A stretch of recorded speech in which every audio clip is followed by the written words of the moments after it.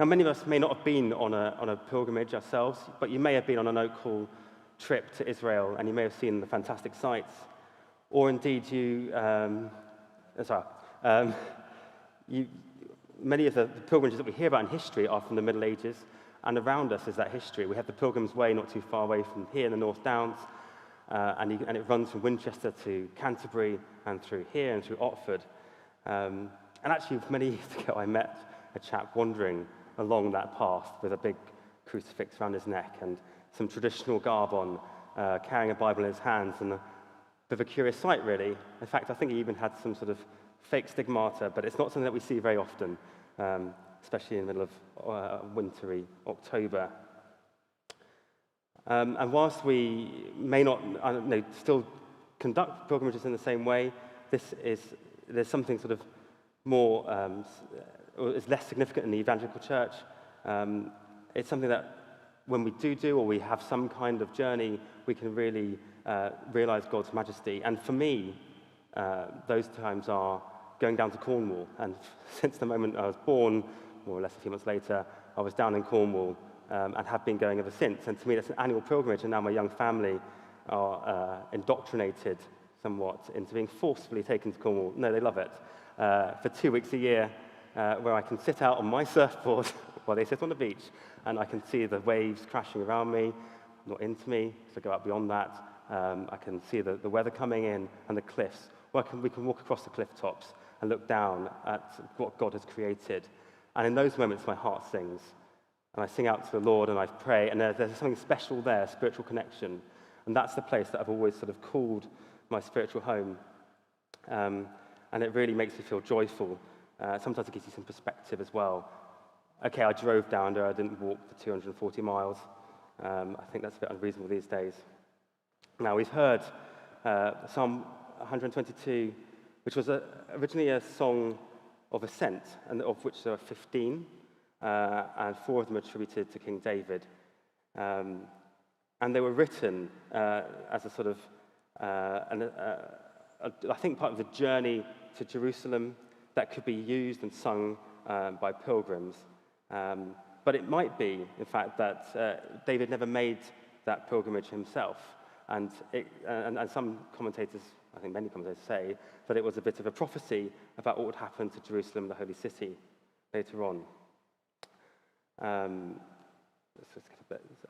Just to reflect again on another journey before I get into some depth here.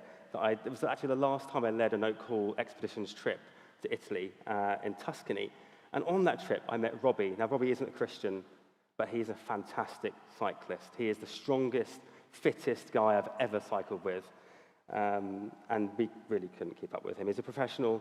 I think, hopefully when the trips start again, he will be out there riding with our guests. And halfway through the week, we had a break, as you do from your guests. No, from the heavy cycling work that we did. I said to Robbie, let's go to a CC. Now, I had been to a CC once before, but he hadn't. It was about 120 kilometers round trip. It was about 32 degrees, and we knew it was a hard day. We'd have to leave early and just cycle and come back and not miss the evening talk. And he said yes, despite our exhaustion. He said yes, and he planned a route for us that was through every single hill he could find, every beautiful little town, through the vineyards, and it was fantastic. And during that journey, I think God kept me going, apart from some water. We got to the plains. We could see the city in front of us, Assisi, where St. Francis is buried. A bit more on that later on. And riding up, sort of looking up onto this hill, where we can see fortifications, the basilica, and this town that had been hit by a few earthquakes in the past, still standing strong. And it made me think again about this psalm that we're looking at tonight.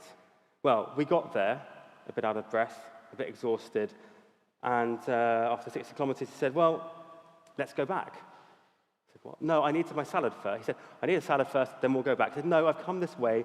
We are going to go up to the tomb and see St. Francis' tomb and the basilica. And so I said, well, no, you've got 5 minutes, Peter, and then you're back on the bike. If you're not here in 5 minutes, catch me up on the bike. I mean, there's no way I'm going to catch this guy up. He's pretty fast.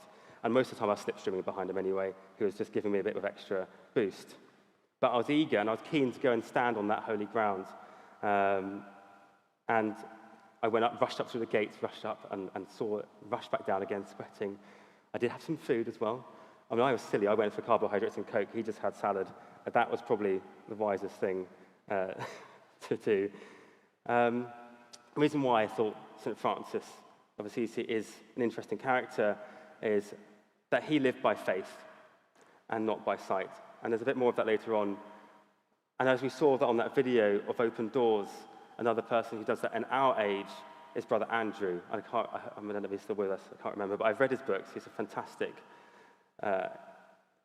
preacher and writer, and a guy who's gone out into beyond sort of Eastern fronts and actually done similar things to St. Francis, preaching to Muslims and not being killed by entering those countries in war zones. So, I'm just going to catch up myself. So Jerusalem is a place, it's the holy city, it's a center of worship, and it's a place where the Lord has put his name down and is where he meets with people on earth. And people would go up to the city of Jerusalem and sing possibly these psalms on holy feast days. And as we said earlier, it's unlikely that King David actually visited the city in its state. It could have been a tent city, it could have been something that he had a vision for, to create this city that's close together, as we heard in that reading. And he asks people, God has given him a glimpse of what the future holds, and he is asking people to commit to prayer over what turned out to be millennia so far. So, in verse 1, he says, I rejoiced with those who said to me, let us go to the house of the Lord. And we see that David was delighted, just as I'm delighted to be up here, but he's invited to be with his brothers and sisters and rejoicing with the people in a holy place that he's been called to in his Father's house. And then in verse 2, he says, our feet shall stand within the gates.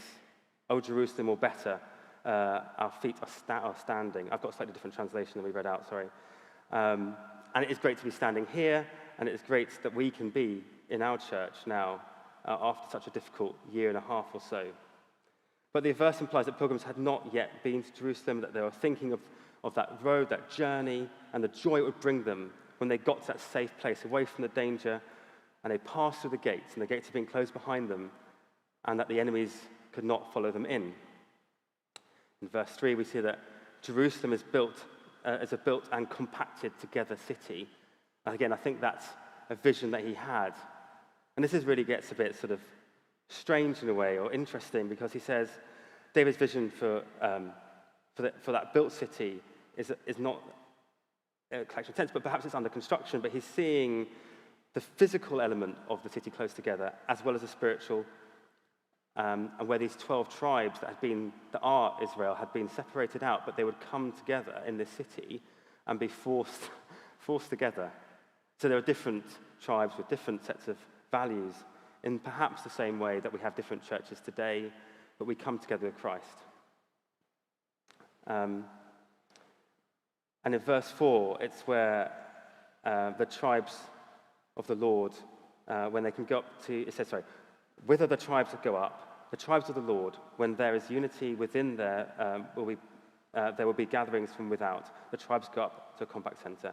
As we know, as I just sort of alluded to, that there's a physicalness and a closeness of it. I'm going over the same bit again, possibly. But what we should focus on is if where we find ourselves divided, we should come together, and where we should find to try and break down any kind of tribal individuality, which is what he was trying to do in his vision for Jerusalem. And at the time that our church here and churches across the world, as we've seen in India and indeed to some extent in this country, we are under attack by exterior forces who are deliberately trying to divide us up. They might pick on bits of the church that they don't like, or they might try and break us up on theological grounds, or they might just try and physically attack us, as we might have seen in Canada recently, where unfortunately churches are being burnt down for historic reasons that people are associating with the church.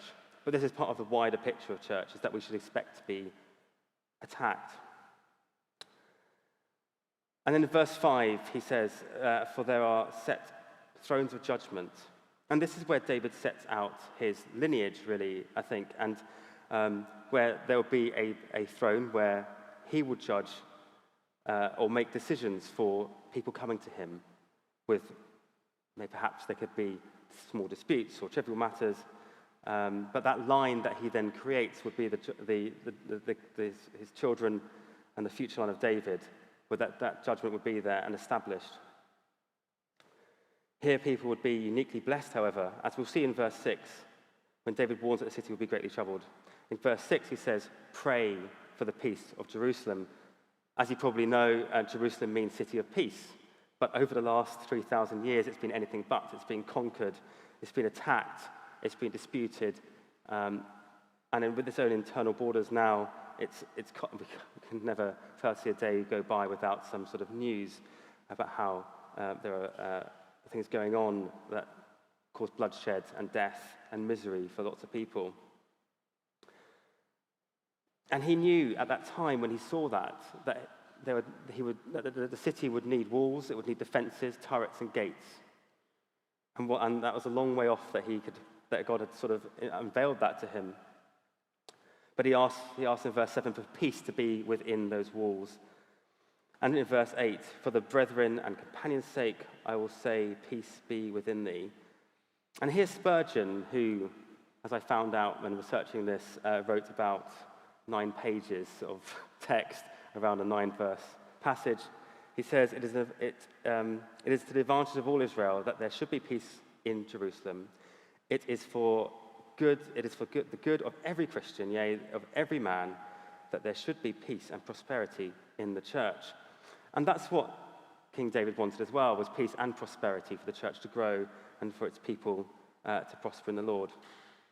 In verse 9, he says, because of the house of the Lord, our God, I will seek thy good. And how can we see good when the house of God is under attack? Where is God securing this place for his people? And so I'm thinking now about what are we taking away from this passage and what can we apply to how we live today or how our church is today.